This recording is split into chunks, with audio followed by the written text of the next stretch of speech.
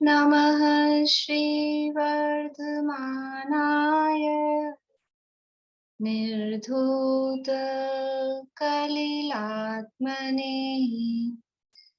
सालोकानां त्रिलोकानां यद्विद्यादर्पणाय ते यद्विद्यादर्पणाय ते सकल पाप मल प्रक्षालक श्रीवर्धमान को करुण मन लोकालोक प्रकाशित करने जिनकी विद्या है दर्पण जिनकी विद्या है दर्पण।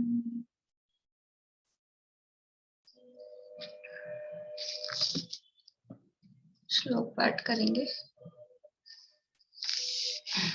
प्रेमलता जी आप बोलिए 1 से 10 तक।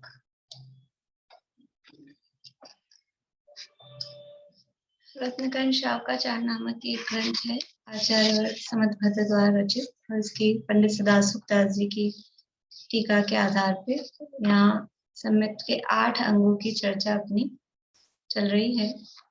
8 अंगों में से कौन कौन से 8 अंग? पारुल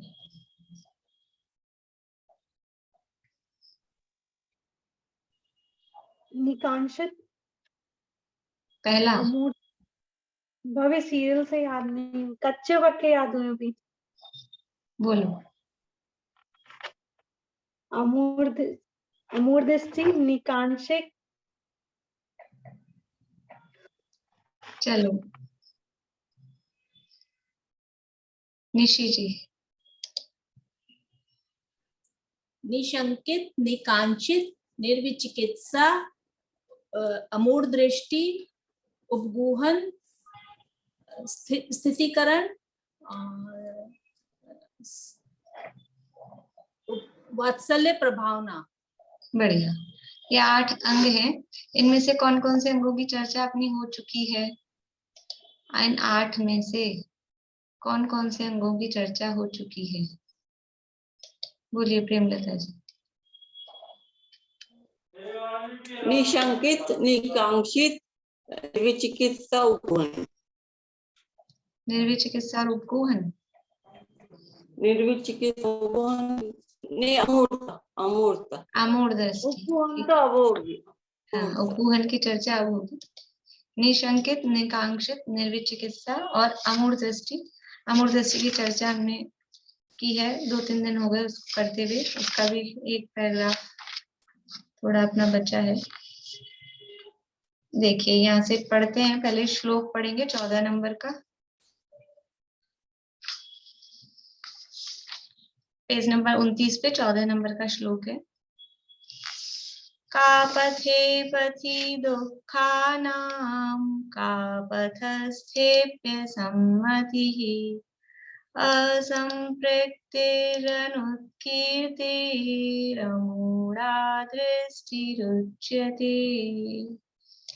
पद्यानुवाद। जो दृष्टि दुखमय कुमार्ग से अरु कुमार्ग रत जीवों से रहे असम्मत असंपृक्त अनुत्कीर्ति वह दृष्टि अमूढ़। नरक, तिर्यंच, कुमनुष्यादि गतियों का, घोर दुखों का मार्ग, ऐसा जो मिथ्या मार्ग, उसकी तथा कुमार्गी अर्थात मिथ्या मार्ग पर चलने वाले पुरुषों की जो मन से प्रशंसा नहीं करता, वचनों से स्तवन नहीं करता तथा काय से हाथ की अंगुलियां नखादि मिलाकर सराहना नहीं करता, वह अमूढ़ दृष्टि है। यानी जो ग्रहित मिथ्यात्व के पोषक जो खोटे देवी देवता है, खोटा धर्म है, उसकी जो प्रशंसा नहीं करता, उसकी जो अनुमोदना नहीं करता, वो अमूढ़ दृष्टि नाम का अंग कहलाता है। यहाँ अपन ने काफी चर्चा की थी, और इसका 30 नंबर पेज पे जो अंतिम पैराग्राफ है इस प्रकरण का, उसको पढ़ते हुए आगे बढ़ेंगे अपन।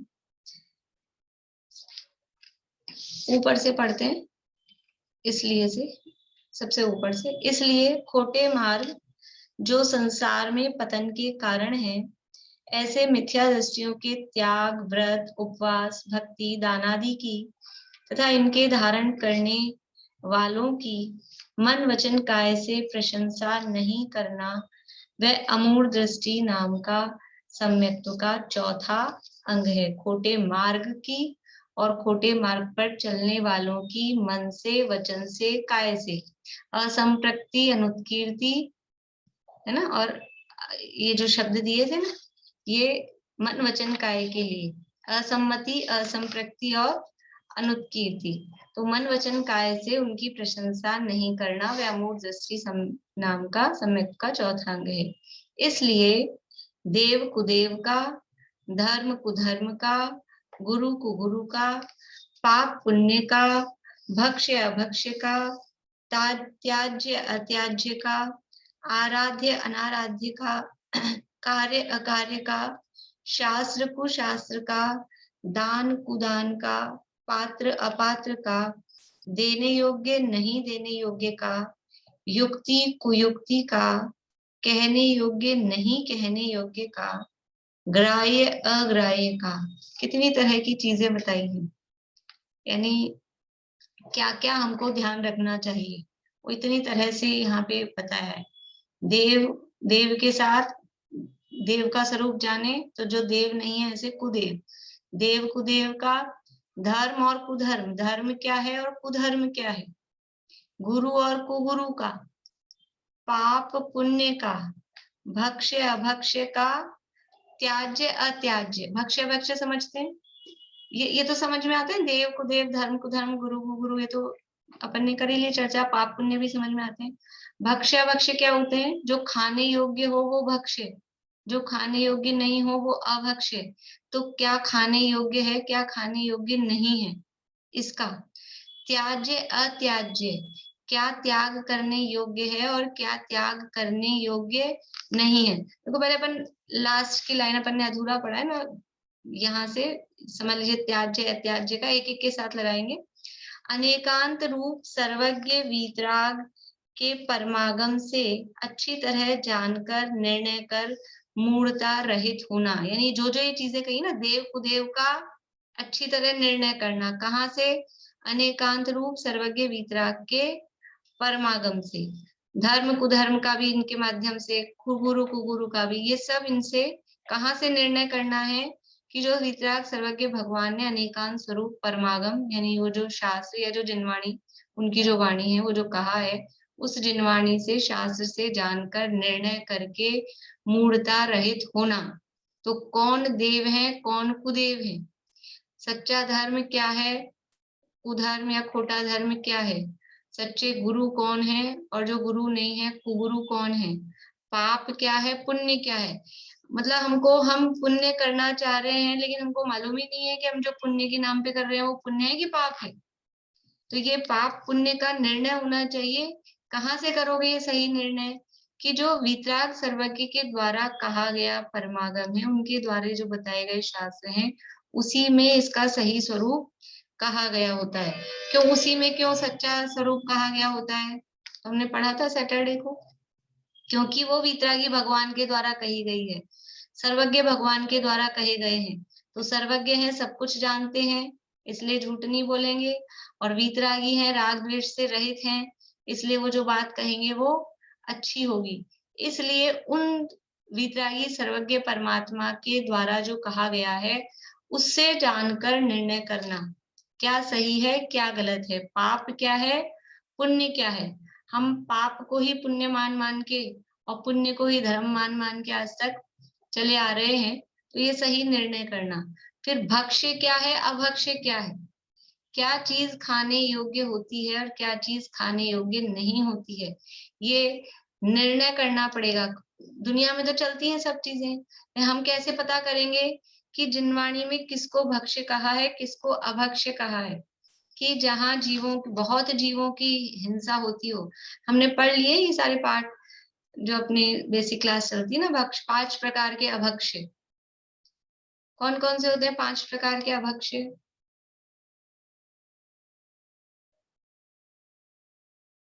सब ऐसे सोच में पड़ जाते हैं कि पहली बार नाम सुन रहे हो। वो जो बेसिक क्लास चलती है ना, वो ऐसे ही नहीं होती है। वो इसीलिए होती है कि अब यहाँ कोई जो शब्द आए हैं उनको आप अच्छे से समझ लो, तो वो अपन एक दिन उसके लिए रखते हैं। और मैं बार बार में ये बात कहती हूँ, ये जो अपन चला रहे हैं बेसिक क्लास में, ये डॉक्टर हुकुमचंद जी भारेल के द्वारा 8 भाग लिखे गए हैं, 3 बाल बोध के, 3 विज्ञान के, 3 तत्व ज्ञान, मतलब ऐसे 8 बुक्स हैं। और उसको बच्चों के लिए सरल भाषा में करके, और जो जो हमको शास्त्रों को पढ़ने समझने के लिए जो जो आवश्यक है, वो सारे सिद्धांत, वो सारे समझ लो बातें, वो उनमें लिखी हैं इतने से में। तो ये हमारे पक्के हो जाएंगे।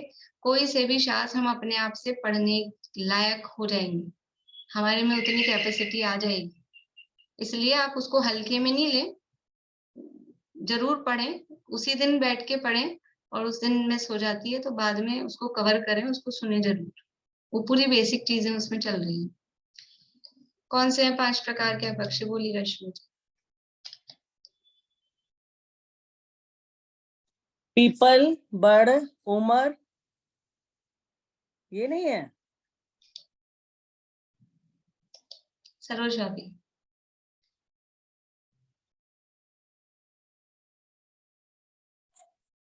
बड़, पीपल, यही तो उन्होंने बोला था, फिर आपने अलग क्या बोला? बड़ नहीं, नहीं।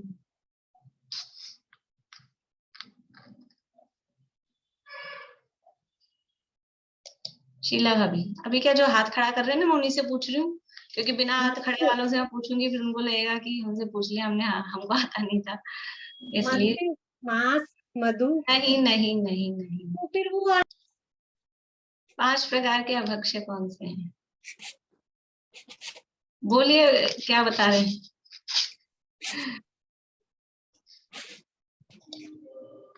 शीला भाभी अनम्यूट करिए, म्यूट हो गए।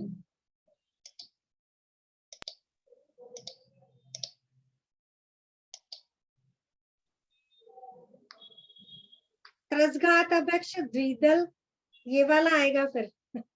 बहुघात स्थावर और अनुपसेव्य और अनिष्ट कारक प्रमाद कारक। हाँ, नशा कारक, प्रमाद कारक, वही नशा कारक, हाँ। ठीक है। त्रसघात, बहुघात, अनुपसेव्य, नशा कारक और अनिष्ट, 5 प्रकार के अभक्ष्य हैं। जिन चीजों के खाने से बहुत से त्रस जीवों का घात होता हो, वो त्रस घात अभक्ष्य है। तो ये जितने भी है ना अपने पंचोदम्बर जो आप लोग बोल रहे हो, बड़का फल, पीपल का फल, ये तो केवल एक टाइप के अभक्ष्य में आ जाएगा, वो त्रस घात है।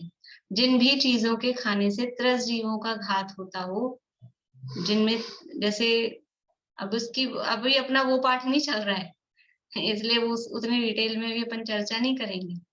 लेकिन ये सब क्या भक्ष्य है? तो जिन चीजों के खाने से बहुत सारे त्रस जीवों का घात होता हो, बहुत सारे नहीं, एक भी त्रस जीव का घात होता हो, तो अभक्ष्य है।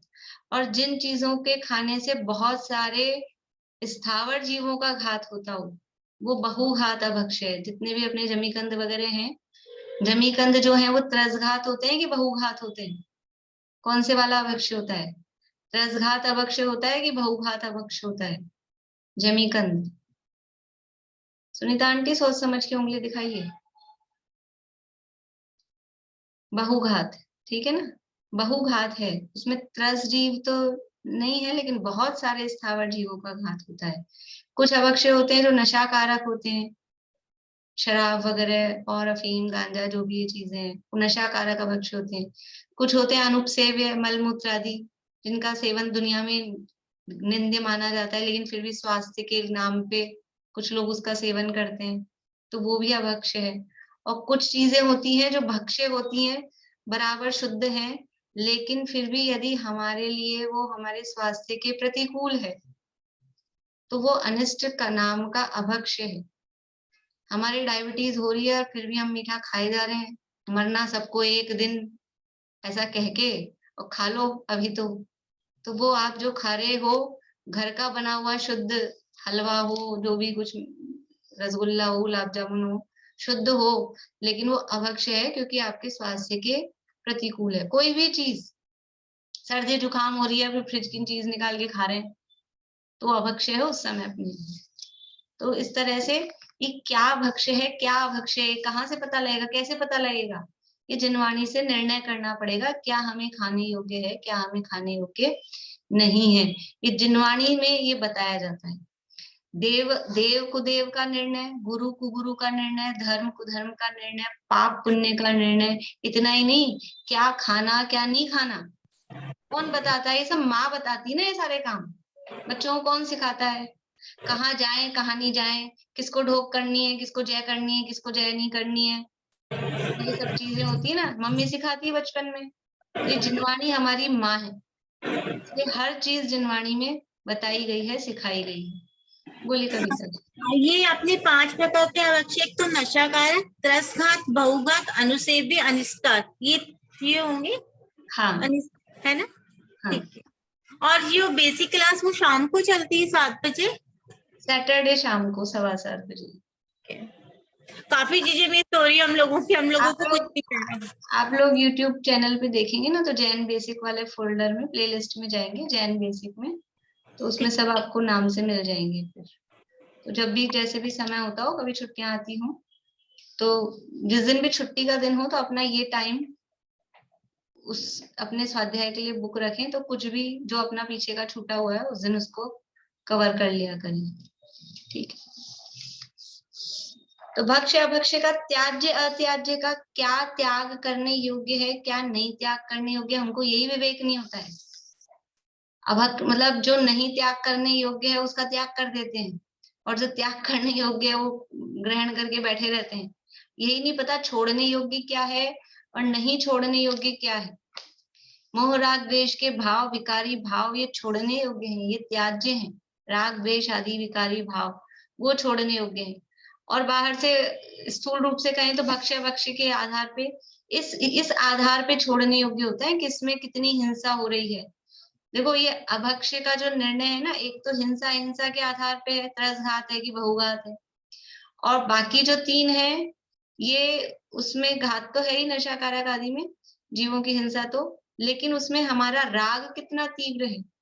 अनिष्ट अभक्ष्य में और अनुपसेव्य अभक्ष्य, ये क्यों अभक्ष्य है? ये हमारे राग की तीव्रता के कारण अभक्ष्य है। क्योंकि जो चीज दुनिया में गंदी मानी जाती है, मलमूत्र आदि, तो तब जब तक वो अपने शरीर के प्रति या उन वस्तुओं के प्रति तीव्र राग नहीं होगा, खाने की लालसा नहीं होगी, तब तक वो नहीं खाएगा।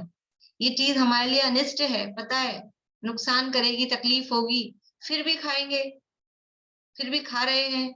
इसका मतलब क्या है? कितनी अधिक ग्रद्धता है, खाने की कितनी लालसा है। तो वो जहां पर राग की अधिकता हो रही है या हिंसा की अधिकता हो रही है, वो सब काम छोड़ने योग्य है। क्या त्याज्य है? हिंसा आदि पाप त्याज्य है, और ये राग द्वेष मोह ये त्याज्य है। कषाय छोड़ने योग्य है। हम क्या छोड़ते फिरते हैं? जो हमारा है ही नहीं उसको छोड़ते हैं, जो आज तक हमने ग्रहण ही नहीं किया उसको छोड़ते हैं। इसलिए क्या त्याज्य है, क्या नहीं त्याज्य है। और स्थूल दृष्टि से भी देखें ना, तो कुछ लोग, हमने चावल छोड़ दिए, भी चावल में क्या दोष था? कैसे ही बस कुछ छोड़ना था तो चावल छोड़ दिए, कुछ छोड़ना था तो हमने घिया छोड़ दिया, आलू खा रहे हैं घिया छोड़ दिया। ऐसे नहीं होता है, क्रम होता है, त्याग करने का एक क्रम होता है। पहले जिसमें ज्यादा हिंसा या ज्यादा राग ग्रद्धता हो रही है, पहले उन चीजों का त्याग किया जाता है। फिर जिसमें कम हिंसा हो रही है वो भी छोड़ने योग्य है। खाने योग्य तो कुछ भी नहीं है, अपने आत्मा में रहना योग्य है, लेकिन एक क्रम होता है छोड़ने का। तो क्या त्याज्य है, क्या अत्याज्य है, ये जिनवाणी में इसका विवेक कराया जाता है। आराध्य अनाराध्य का, आराध्य यानी जिसकी आराधना करनी है वो कहलाता है आराध्य, और अनाराध्य यानी जिनकी आराधना हमको नहीं करनी। तो हमें किसकी आराधना, भक्ति, पूजन, किसका ध्यान करें, वो हमारे आराध्य कौन है? तो सच्चे वीतरागी सर्वज्ञ हितोपदेशी परमात्मा वो हमारे आराध्य है, अथवा अपना शुद्धात्मा वो आराध्य है। आराध्य अनाराध्य का, कार्य अकार्य का, क्या हमें करने योग्य कार्य है और क्या करने योग्य नहीं है। कार्य अकार्य का, क्या काम करने योग्य है। भूषण प्रकाशक में भी एक जो अपने चल रहे थे ना लास्ट में प्रश्न उत्तर, उसमें एक था जीव का कर्तव्य क्या है। क्या कर्तव्य? कर्तव्य कार्य करने योग्य क्या करना है, कि एकमात्र अपनी आत्मा का अनुभव वही कर्तव्य है, वही कार्य है। और क्या है? और सब अकार्य हैं और कुछ करने योग्य नहीं। एकमात्र आत्मा का अनुभव निश्चय की तरफ से व्यवहार में भी देखा जाए तो क्या काम करने योग्य है, क्या काम नहीं करने योग्य है। तो उसी भाषा में अपन बोले कि व्रत आदि करने योग्य है, पाप नहीं करने योग्य है, कषाय नहीं करने योग्य है। तो ऐसा कार्य अकार्य का निश्चय व्यवहार रूप से ये सब जिनवाणी में बताया जाता है। शास्त्र कुशास्त्र का, कौन से शास्त्र हैं सच्चे शास्त्र, कौन से शास्त्र हैं वो कुशास्त्र हैं, सच्चे शास्त्र नहीं है, ये निर्णय तो ये कैसे होगा? इसके निर्णय के लिए 6 बिंदु या रत्नकरण शावकाचार्य में शास्त्र की परिभाषा में दिए। आप्तोपज्ञम, अनुलंघ्यम, अदृष्टेष्ट विरोधकम, तत्वोपदेशकृत सार्वम और कापथ्य घटनम। ये है शास्त्र। और इनको सारा भी 6 समझ नहीं आ रहे, याद नहीं होते, तो देवशास्त्र गुरु वाला पार्ट जो अपन ने सैटरडे को पढ़ा उसमें शॉर्ट में बताया कि जो वीतरागता की पोषक है वही सच्चे शास्त्र हैं। जिसमें राग का पोषण किया गया है वो शास्त्र सच्चे शास्त्र नहीं है। जिसमें हमको खोटे मार्ग से निकालकर सच्चा मार्ग बताया गया हो वही शास्त्र सच्चे शास्त्र हैं। जिसका किसी से विरोध नहीं होता हो, जिसमें आगे पीछे ही कहीं कुछ लिखा हो, ऐसा नहीं होता हो, वही सच्चे शास्त्र हैं।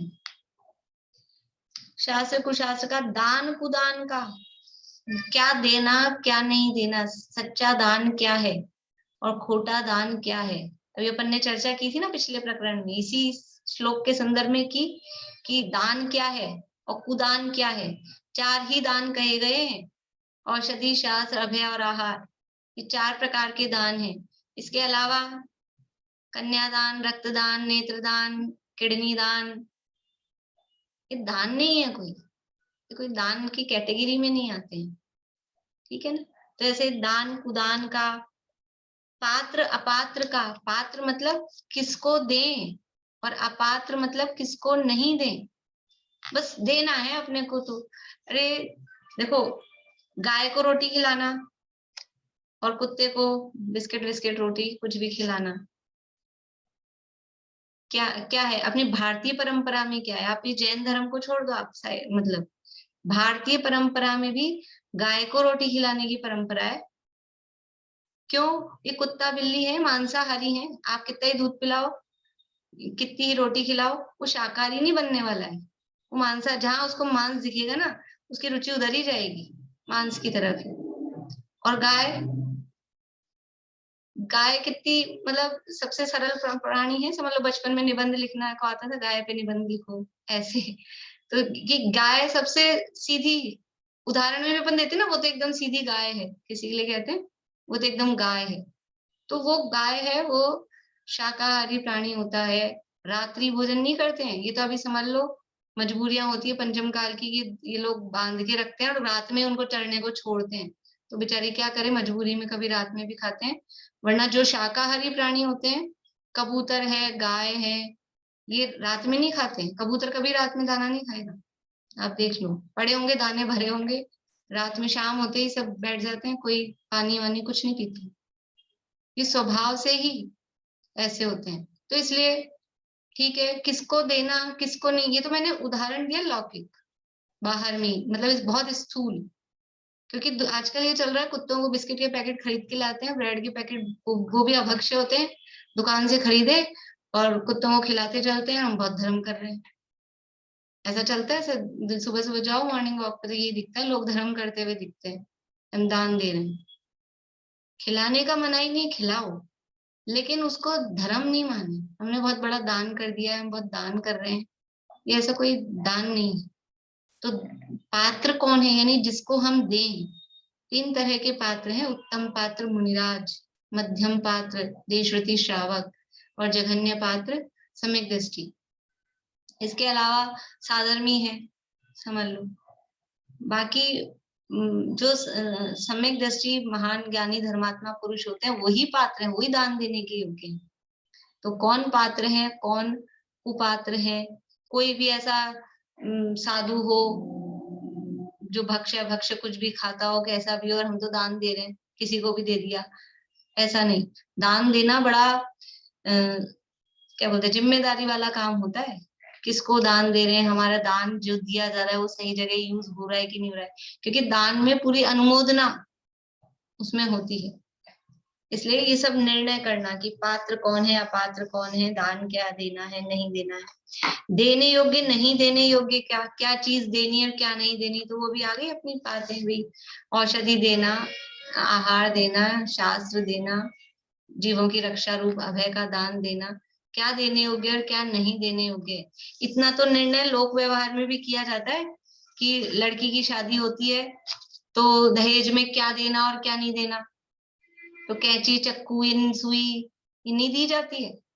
तो जब ये वही नहीं दी जाती है तो फिर हम क्या ऐसी चीजों का दान कर सकते हैं, शस्त्र आदि, मतलब जो हिंसा के साधन होते हैं, हिंसा के उपकरण होते हैं, क्या चीज गिफ्ट में। और भी जो लोग कुछ थोड़ा ऐसा मानते हैं ना, तो वो कि रुमाल गिफ्ट में नहीं देना, इस तरह की भी मान्यताएं लोगों की होती है।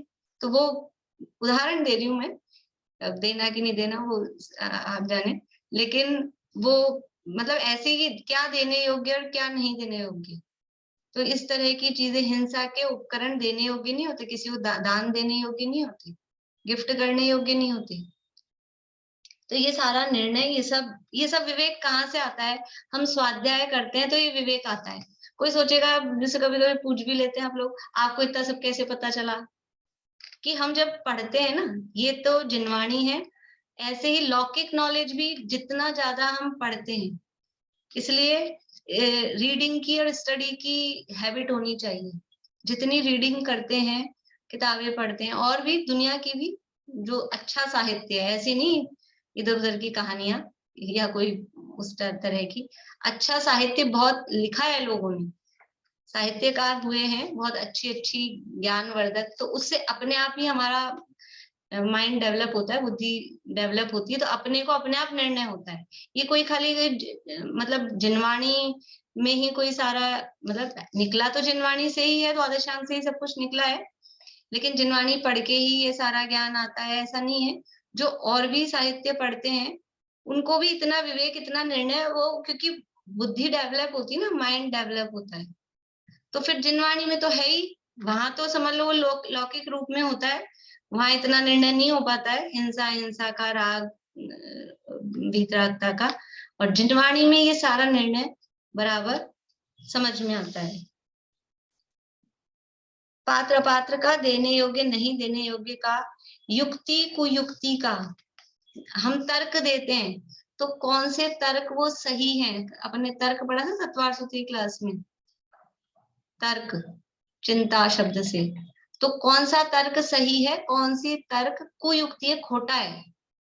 जैसे कुछ लोग ऐसा तर्क, मतलब जैसे हमने किसी चीज में तर्क दिया, ऐसा करते हैं ना अपन, नियम लेना है अपने को कि नियम लेना चाहिए, नियम का फल लगता है, तो हम क्या नियम लेते हैं कि हम रात्रि भोजन नहीं करेंगे, और कोई ऐसा करे कि नहीं मैं एक नियम लेता हूँ आज, क्या अब मैं तो रात में ही भोजन करूंगा, तो ये क्या है, ये खोटा है आपका। ऐसे ही कोई लॉजिक भी तो दे रहे हैं, वो गलत तरह से लॉजिक देना, एक तो सही लॉजिक दें सही बात की सिद्धि के लिए, और एक गलत बात की सिद्धि के लिए, जो वस्तु स्वरूप से गलत है, जो हमारे अहित में है, जो देवशास्त्र गुरु के स्वरूप से विपरीत जा रही है, ऐसे वो कहलाती है कुयुक्ति, खोटे तर्क। कहने योग्य नहीं कहने योग्य का, क्या बात कहना क्या बात नहीं कहना। देखो जिनवाणी पढ़ने से कितने लाभ हैं, अपना लोक व्यवहार भी अच्छा होता है कि हम किस समय क्या बात बोलनी, किस समय क्या बात नहीं बोलनी, क्या कहना और क्या नहीं कहना, ये सब बातें जिनवाणी पढ़ने से हमको समझ में आती है, पता चलती है। तो जो बात नहीं कहने की थी वो कह दी, फिर क्या होगा, फिर कुछ ना कुछ भूचाल आता है, कुछ भी बोल दिया, तो क्या कहने योग्य है क्या नहीं कहने योग्य है, इसका ग्राह्य अग्राह्य का, क्या ग्रहण करने योग्य है क्या नहीं ग्रहण करने योग्य है। देखो जिनवाणी में निश्चय नय की मुख्यता का उपदेश भी है, वर्णन भी है, और व्यवहार नय की मुख्यता लिए वर्णन भी है। तो अब उसमें से हम कौन से उपदेश को ग्रहण करें, कौन से उपदेश को ग्रहण नहीं करें। वर्णन तो दोनों तरह से किया गया है, समझाने के लिए किया है, व्यवहार का भेद रूप वर्णन भी किया है, उदाहरण आदि के माध्यम से भी किया है, और जो निश्चय आत्मा का स्वरूप है वो वर्णन भी किया है। अब हम कौन से उपदेश को ग्रहण करें, तो ये निर्णय, ये विवेक तो वहां जिनवाणी में ही बताया गया है कि जहां निश्चय की मुख्यता लिए व्याख्यान है वो तो ऐसा ही है, ऐसा मान के उसको ग्रहण करना, और जो व्यवहार की मुख्यता लिए व्याख्यान किया गया है, कथन किया गया है, उसको ऐसा नहीं है, समझाने के लिए कहा है, ऐसा मानकर उसको वैसा ग्रहण नहीं करना, वैसा का वैसा नहीं मानना, जो कुछ कहा है खुद वैसा नहीं हो जाना ऐसा। तो ये क्या ग्राह्य है, क्या अग्राह्य है। अभी भोजन हम करते हैं, केला खाते हैं, कुछ भी समझ लो, केला खाएंगे, संतरा खाएंगे, एप्पल खाएंगे, तो क्या ग्रहण करने योग्य, क्या ग्रहण करने योग्य नहीं है। कि आपको पूरा केला दिया है, लो खाओ, तो पूरा खा जाएंगे, कि छिलका निकाल देने योग्य है और अंदर जो केला है वो खाने योग्य है। ऐसे ही करते हैं ना। नींबू है तो नींबू को पूरा खा जाते हैं कि उसका रस ग्रहण करने योग्य है, छिलका फेंक देने योग्य है। तो ये सारा विवेक, ये सारा निर्णय, ये सब जिनवाणी में बताया गया है। देखिए, तो कहने योग्य नहीं कहने योग्य का, ग्राह्य अग्राह्य का अनेकांत रूप सर्वज्ञ वीतराग के परमागम से अच्छी तरह जानकर निर्णय कर मूढ़ता रहित होना, ये सब चीजों का कितनी सारी बातें बताई हैं। देव को देव, धर्म को धर्म, कुगुरु गुरु को गुरु, पाप पुण्य, भक्ष्य अभक्ष्य, त्याज्य अत्याज्य, आराध्य अनाराध्य, कार्य कार्य, शास्त्र कुशास्त्र, दान कुदान, पात्र पात्र, देने योग्य नहीं देने योग्य, युक्ति को युक्ति, कहने योग्य नहीं कहने योग्य, और ग्राह्य अग्राह्य, 15 चीजें बताई है। इन सब का इतना निर्णय कैसे करना कि अच्छी तरह उस परमागम से अच्छी तरह जानकर मूढ़ता रहित होकर निर्णय करना। मूर्खता मत करना, अंधविश्वास, आंखें बंद करके मत करना। आंखें का मतलब है अपना विवेक, आंखें का मतलब ये आंखें नहीं, आंखें का मतलब है अपनी बुद्धि, उसको खोलकर दिमाग से, विवेक से मूढ़ता रहित होकर करना।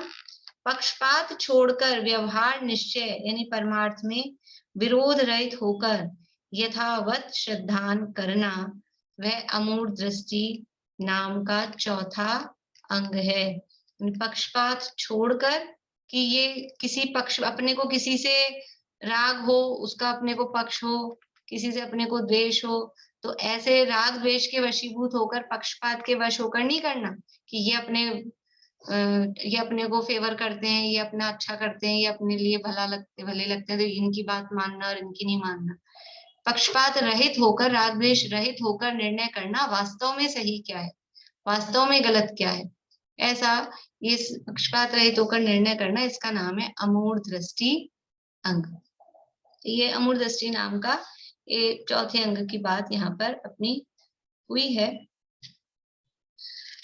अभी श्लोक और उसका अर्थ करते हैं केवल, फिर अपन लास्ट में दादा की संबंध में 5-7 मिनट बात करेंगे। ठीक है। अब उपगूहन नाम के सम्यक के 5वें अंग की प्ररूपना करने वाला श्लोक कहते हैं। 15 नंबर का श्लोक है, पेज नंबर 30 है। स्वयं शुद्धस्य मार्गस्य बालाशक्त जनाश्रयाम् वाच्यतां यत् प्रमार्जन्ति तद्वदन्त्युपगूहनम्। स्वयं शुद्धस्य मार्गस्य, स्वयं शुद्धस्य जो अपने आप से ही, स्वयं स्वभाव से ही जो शुद्ध है, जो स्वभाव से शुद्ध है, पवित्र है, ऐसे मार्ग की, मार्गस्य स्वयं शुद्धस्य जो स्वयं शुद्ध की, और मार्गस्य मार्ग की यानी जो स्वभाव से ही शुद्ध मार्ग यानी मोक्ष का मार्ग है, उसकी बाल अशक्त जनाश्रयाम। बाल का मतलब होता है, बाल यानी बालक, बालक मतलब अज्ञानी।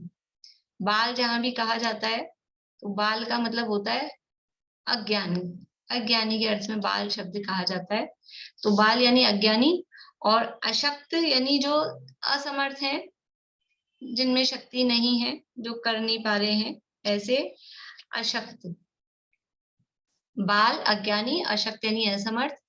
जनाश्रयाम, जन यानी ऐसे जो मनुष्य हैं, उनके आश्रयाम, उनके आश्रय से, जो स्वयं स्वभाव से शुद्ध मार्ग है, मोक्ष का मार्ग है, उसकी अज्ञानियों और अशक्त जनों के माध्यम से, उनके द्वारा वाच्यताम, वाच्यताम यानी उसकी निंदा की गई हो। वाच्यताम यानी उसकी निंदा।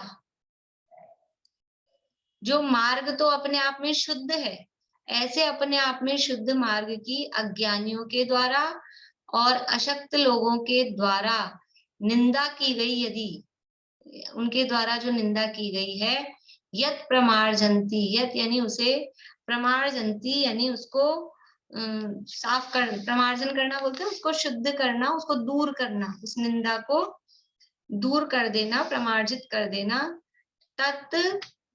तद वदन्ति उपगूहनम, तद वदन्ति उपगूहनम, तत् यानी उसे, वदन्ति यानी कहते हैं, उपगूहनम यानी उपगूहन।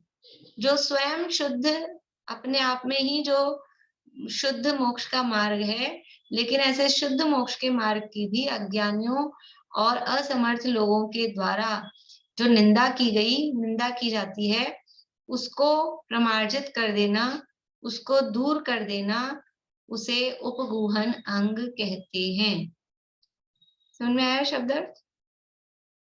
स्वयं शुद्धस्य मार्गस्य बालाशक्त जनाश्रयाम वाच्यताम यत् प्रमार्जन्ति तद्वदन्त्युपगूहनम। पद्यानुवाद पढ़ते हैं।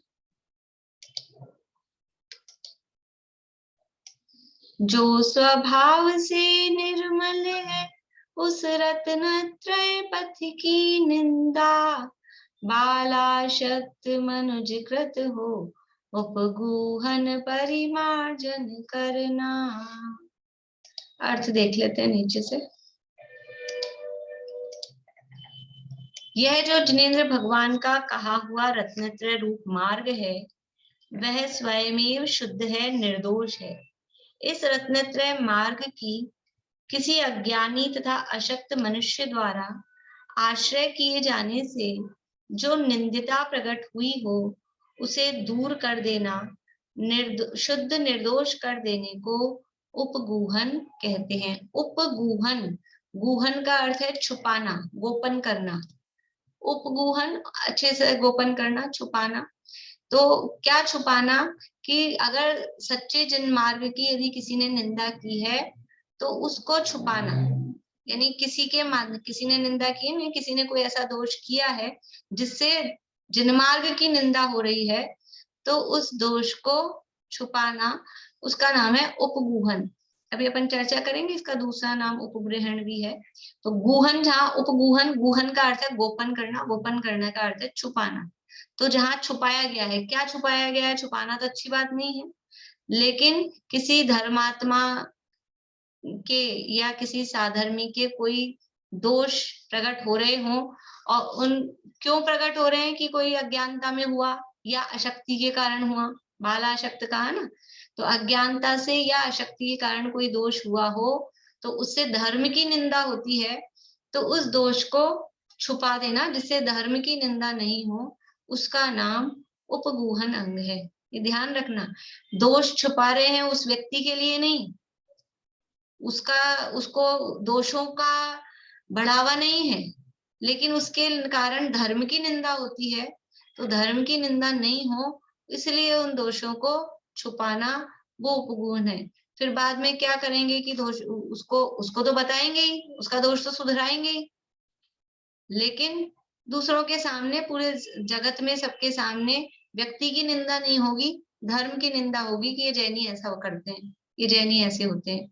इसलिए उस दोष को छुपाना, उसका नाम उपगूहन अंग है। इसकी विशेष चर्चा अपन आगे करेंगे।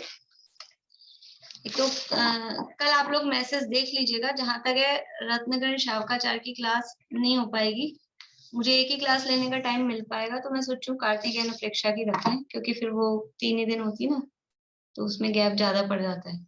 और उसके लिए भी आप लोग मैसेज जरूर देख लें, क्योंकि अभी तक मैं भी समझ नहीं पा रही हूँ मुझे कौन सा टाइम मिलेगा, तो थोड़ा आगे पीछे कुछ करेंगे। तो आप लोग मैसेज देख लें, और थोड़ी देर पहले ही मैं कुछ कर पाऊंगी, 1-2 घंटे पहले ही मैसेज, आप लोग मैसेज देख लें। अभी अपन कल आप लोगों को मैसेज दिया ही था कि आदरणीय डॉक्टर हुकुमचंद जी भारिल, जिन्हें हम छोटे दादा कहते हैं, वो कल उनके देह परिवर्तन कल हुआ है।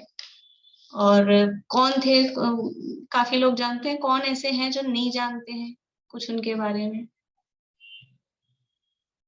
सब जानते हैं बराबर? हम जो देखो, पहली बात तो कि हम जो पढ़ रहे हैं ना तत्वार्थ मणि प्रदीप, वो उन्हीं की पुस्तक है। और जो हम बेसिक क्लासेस में पढ़ते हैं, जितनी भी पाठमालाएं हम पढ़ रहे हैं, वो भी सब उन्हीं के द्वारा लिखी गई है। यानी जितना उपकार है अभी आज के युग में, हम मतलब हमारी जनरेशन में आचार्यों का उपकार है। भगवान महावीर से वाणी चली आई, वीर हिमाचल ते निकसी गुरु गौतम के मुख कुंड ढरी, गौतम गंधर ने झेला, फिर आचार्यों के द्वारा हमारे तक आई। लेकिन वो आचार्यों के शास्त्र यदि सीधे हम उठा के पढ़ते हैं ना, कुछ समझ में नहीं आता है। एक अक्षर पहले तो वो प्राकृत संस्कृत में होते हैं, तो उतना अपने को आता ही नहीं है। फिर वो प्राकृत संस्कृत के थे, तो विद्वानों ने, जो पुराने विद्वान हुए 300-400 साल पहले, उन्होंने उसकी हिंदी अनुवाद की। जैसे सदाशिवदास जी आदि हैं, टोडरमल जी साहब हैं, उन्होंने उनके हिंदी, लेकिन उस समय की जो हिंदी थी वो हमारे लिए, आज का तो इंग्लिश का जमाना है, हिंदी नहीं पढ़नी बोलनी आ रही अच्छे से, तो वो उस समय की वो ढूंढारी होती थी।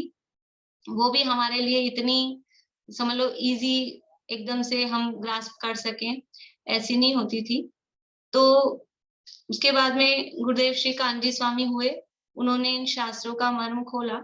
लेकिन ये जो डॉक्टर हुकुमचंद जी भारिल, इनके बोलने की शैली और इनकी लेखन की शैली इतनी सरल और इतनी सुबोध कि हर किसी को समझ में आ जाए, 1 मिनट में बच्चे को भी समझ में आ जाए। और उन्होंने बच्चों से लेकर और विद्वानों तक के लिए उन्होंने शास्त्र रचनाएं की हैं, बाल बोध से लेके और समय सार तक, वहां तक के सारे शास्त्र रचे। और आप लोग जब हम अभी आप थोड़े और पढ़ने समझने लायक हो जाएंगे, अपने आप आपको समझ में आएगा। किसी और लेखक की आप कोई बुक उठा के पढ़ो और एक डॉक्टर हुकुमचंद जी भारिल की कोई कृति उठा के पढ़ो, आपको डिफरेंस समझ में आएगा कि ये एकदम समझ में आता है। उनका जो लिखा हुआ साहित्य है एकदम समझ में आता है, उनके समय सार अनुशीलन, यानी हम जैसे लोगों के लिए वो जब तक वो नहीं पढ़े तो समझ में नहीं आ सकती। समय सार के, प्रवचन सार के, उनका नए चक्र, किस चीज पे नहीं लिखा, धर्म के 10 लक्षण। आज समाज में जितने भी विद्वान हैं सारे यहाँ टोडरमल स्मारक में महाविद्यालय चलता है, और सब उनसे पढ़े हैं, शुरू के बैचेस वाले, और बाद में सब उनके विद्यार्थियों द्वारा ही पढ़े हैं। हमने भी, मतलब मेरे खुद ने भी साक्षात भी उनके प्रवचन आदि का से बहुत सीखा, मतलब गुरु ही हैं, और जिनसे हमने सीखा वो सब उन्हीं से पढ़े हुए थे। तो दादा का जितना उपकार आज के युग में है, मतलब कोई ऐसा व्यक्ति नहीं होगा जो धर्म के क्षेत्र में होगा और वो दादा से उपकृत नहीं होगा, किसी भी तरह से उनसे सीखा नहीं होगा, लाभ नहीं लिया होगा।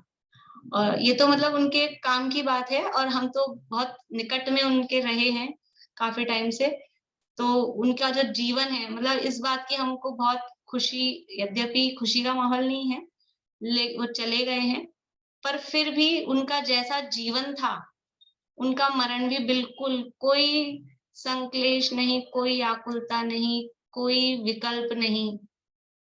और वो जो उनके अंदर था, उन्होंने अंत के दिनों में, अभी कोरोना टाइम से, उनकी सारी रचनाएं, सहजता, समाधि का सार, और यही है ध्यान, यही है योग, इस तरह की जो भी उनकी अभी रोला शतक, सप्तशतक, वो बिल्कुल अपने अंदर के भावों को उन्होंने उसमें रखा।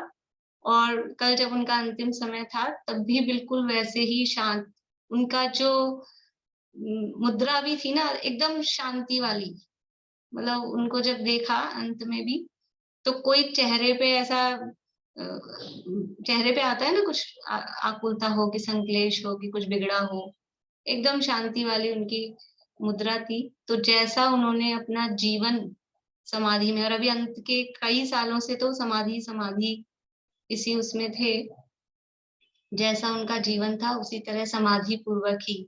वो तो एक चेंज करना था, चेंज होना था। बहुत बार प्रवचनों में वो कहते थे, कई बार लोग उनसे पूछ लेते थे, तो बहुत बार ऐसा हुआ कई सालों में, बार बार में, कि काफी बीमार हुए तो लोगों को लगा आप जाने वाले हैं, तो आपको क्या लगता है कहाँ जाएंगे?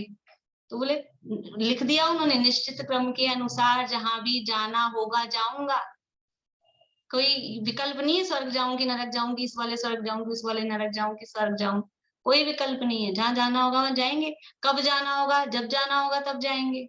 आज जाना है आज चले जाएंगे, 2-4 साल बाद जाना है 2-4 साल बाद चले जाएंगे, कोई विकल्प नहीं।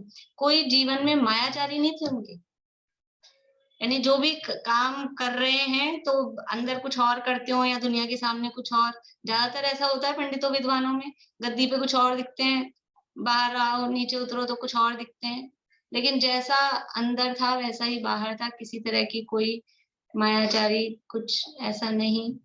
और बहुत अपूर्ण, मतलब उनकी कोई कमी पूर्ति नहीं कर सकता। यानी ये ऐसी क्षति हमारे जैन समाज के लिए हुई है कि कोई रिप्लेसमेंट उसका नहीं है, उसको कोई भर नहीं सकता है। जो भी अब होनहार है तो अपन पढ़ते ही हैं जम किंचित विपन्नम, तो ये तो जिसकी जितनी आयु होती है उस हिसाब से वो होता है, इसलिए हमको स्वीकार तो करना ही पड़ेगा, कर ही रहे हैं। लेकिन उनका उपकार युगों युगों तक याद किया जाएगा। जो प्रत्यक्ष रूप से हम जैसे लोग जुड़े हुए हैं, आप लोगों में से भी बहुत सारे लोग प्रत्यक्ष रूप से सब जुड़े हुए हैं, और उनका जो उपकार है, उनका जो साहित्य है, आप साहित्य देखेंगे ना अपने आप समझ में आता है। ऐसा साहित्य है कि बिल्कुल जैसे प्रवचन ही लिखा हो बस। और हर विषय पर कितने बोले, कितने साहित्य उन्होंने रचना की, जीवन उसमें उन्होंने पूरा अपना इसी साधना में लगाया है। तो हम सब उनके प्रति श्रद्धांजलि अर्पित करते हैं। और कल श्रद्धांजलि सभा वहां स्मारक से होगी, तो आप लोग लाइव वहां जो आ सकते हैं वो आएंगे, जो लाइव सुने वो वहां से लाइव सुने। और आज भी शाम को 8 बजे से पाठ होगा, 12 भावना का, समाधि का सार, बहुत अच्छी रचनाएं हैं। आप लोग वो जो आ सकते हैं वो आए वहीं स्मारक ही। और बाकी नहीं, ऑनलाइन चलेगा वो, तो ऑनलाइन उसको जरूर सुने। बहुत ही अच्छी रचनाएं हैं, बिल्कुल सीधी भाषा में, मतलब कुछ अनुवाद करने की, कुछ करने की जरूरत नहीं होती है, एकदम सीधा समझ में आता है। जो हमारा सबको याद है, मैं ज्ञानानंद स्वभावी हूँ, पता है किसने लिखा है? ये डॉक्टर हुकुमचंद जी। मतलब कोई भी चीज है ना, अपने को तो ऐसे अपन को पता ही नहीं कि हम किसकी बोल रहे हैं, क्या है। ये सब दादा का ही उपकार है, और हमारी रग रग में वो चीजें समाई हुई है। ऐसे दादा के लिए हम श्रद्धांजलि अर्पित करते हैं। अंकल कुछ कहना चाह रहे हैं, बोलिए अंकल। मैं तो ये बोल रहा था कि रतनगंज रागाचार का जो मंगलायतन वाला पीडीएफ था वो आप भिजवाते तो हमारे को एक साथ मिल जाता। वो करती हूँ उसको एक साथ, मुझे करना पड़ेगा, याद भी नहीं रही एक्चुअल में, कर लूंगी मैं उसको टाइप करके सेट कर दादा दूंगी। के लिए आपने बहुत कुछ बोला।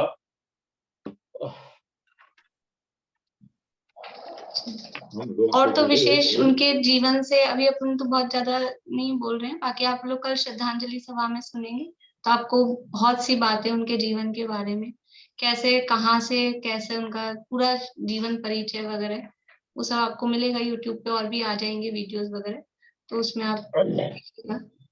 लेकिन वास्तव में यानी जो काम उन्होंने किया है, हम सब जीवन भर उनका उपकार नहीं भुला सकते, नहीं चुका सकते। ऐसा काम उन्होंने जीवन में किया है, और वो शीघ्र ही अपने जो अंतिम लक्ष्य है निर्वाण की प्राप्ति वो करेंगे। अभी हम जिनवाणी स्तुति करके तभी 9 बार नमोकार मंत्र बोलेंगे।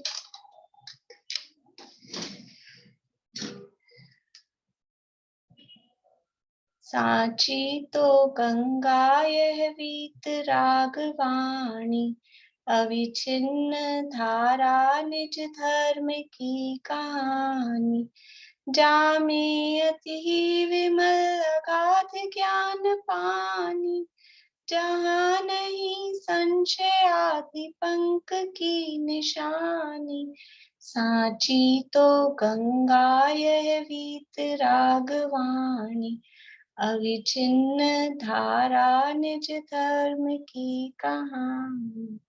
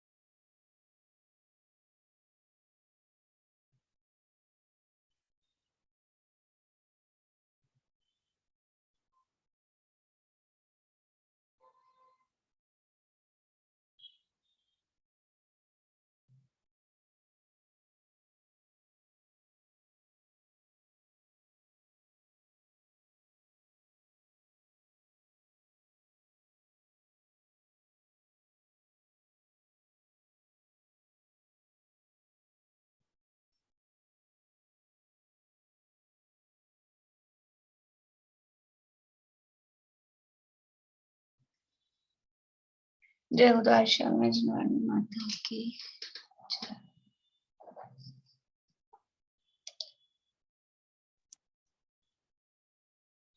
ये हु सतन निश्चल निष्काम भी दादा का ही लिखा हुआ है क्या? नहीं, वो सहजानंद जी वर्णे जी का है। सहजानंद जी वर्णे।